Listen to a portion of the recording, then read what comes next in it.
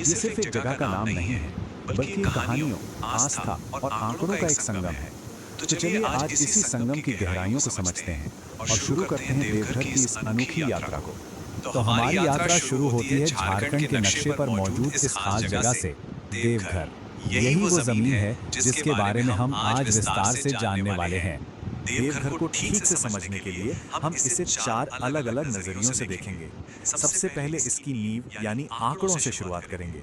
फिर यहाँ की जमीन को देखेंगे, इसकी पौराणिक और ऐतिहासिक गूंज को सुनेंगे और आखिर में जानेंगे कि आज का देवघर आस्था और आधुनिकता के साथ कैसे कदम मिला रहा है।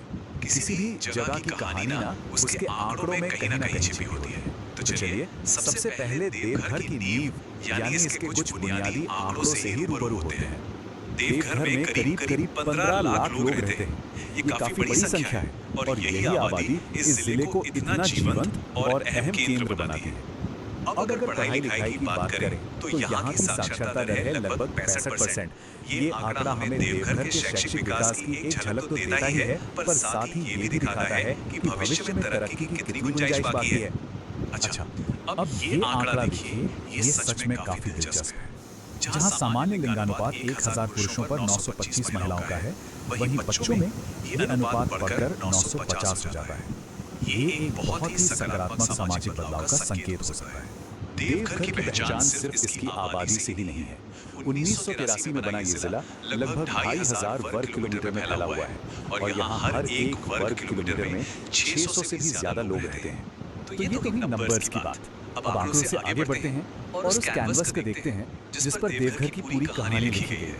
मतलब यहाँ की जमीन, यहाँ का भूगोल, अजय, बथरा, जयंती, मयूराक्षी और ब्राह्मणी, ये नदियाँ इस इलाके की जान है, इसकी जीवन रेखा। यही इस भूमि को सींचती हैं और इसे इसका आकार देती हैं। लेकिन यहीं पर एक चिंता की बात भी सामने आती है।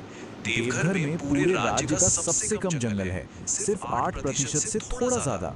ये आंकड़ा वाकई हमें यहाँ के पर्यावरण और जमीन के इस्तेमाल के बारे में सोचने पर मजबूर करता है। हर जगह की एक आत्मा होती है ना? और देवघर की आत्मा तो इसके इतिहास और इसकी पौराणिक कथाओं में बसती है।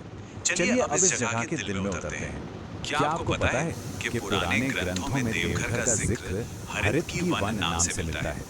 ये नाम ही हमें सीधे इसके सदियों पुराने अतीत में खींच ले जाता है। देवघर की पौराणिक कथाओं का एक बहुत बड़ा हिस्सा जुड़ा है त्रिकुट पहाड़ से।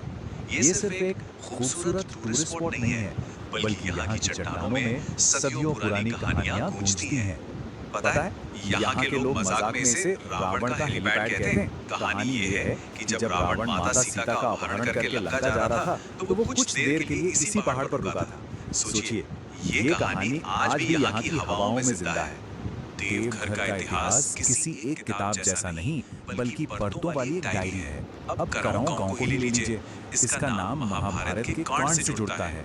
अशोक के जमाने में ये बौद्ध धर्म का केंद्र था और बाद में झरिया एस्टेट का हिस्सा बना। एक ही गांव में इतिहास की कितनी सारी परतें हैं। तो इतिहास की गलियों से निकलकर चलिए अब आज के देवघर में कदम रखते हैं।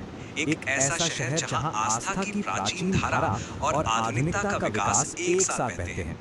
देवघर की पहचान का एक बहुत बड़ा हिस्सा इसकी आध्यात्मिकता है। यहाँ एक तरफ वैद्यनाथ धाम जैसा विश्व प्रसिद्ध मंदिर है, तो दूसरी ओर सत्संग नगर जैसा शांत आध्यात्मिक केंद्र भी है। ये सभी जगहें मिलकर देवघर को पूरे देश के तीर्थ यात्रियों के लिए एक चुंबक बना देती हैं। और सत्संग नगर का विकास तो अपने आप में एक पूरी कहानी है। सोचिए, 1946 में श्री श्री ठाकुर अनुकूल चंद्र ने एक छोटा सा आश्रम बनाया था और आज ये एक आत्मनिर्भर आधुनिक टाउनशिप बन चुका है, जहाँ एक शानदार मंदिर, म्यूजियम, अस्पताल और स्कूल सब कुछ है। लेकिन रुकिए, देवघर की कहानी सिर्फ आस्था तक ही सीमित नहीं है। इसकी आधुनिक पहचान उद्योग और शिक्षा जैसे मजबूत खंभों पर भी टिकी है। यहाँ डाबर इंडिया और हैदराबाद इंडस्ट्रीज जैसे बड़े उद्योग हैं जो यहाँ की अर्थव्यवस्था को रफ्तार देते हैं। तो वहीं हिंदी विद्यापीठ जैसा नामी संस्थान ज्ञान का प्रकाश फैला रहा है। तो आखिर में सवाल यही उठता है, एक तरफ हजारों साल पुरानी कहानियां हैं और दूसरी तरफ आज के कारखाने। इन दोनों के साथ देवघर अपने आने वाले कल की कहानी कैसे लिखेगा? ये एक ऐसा सवाल है जो इस जिले की दोहरी पहचान को बखूबी दिखाता है।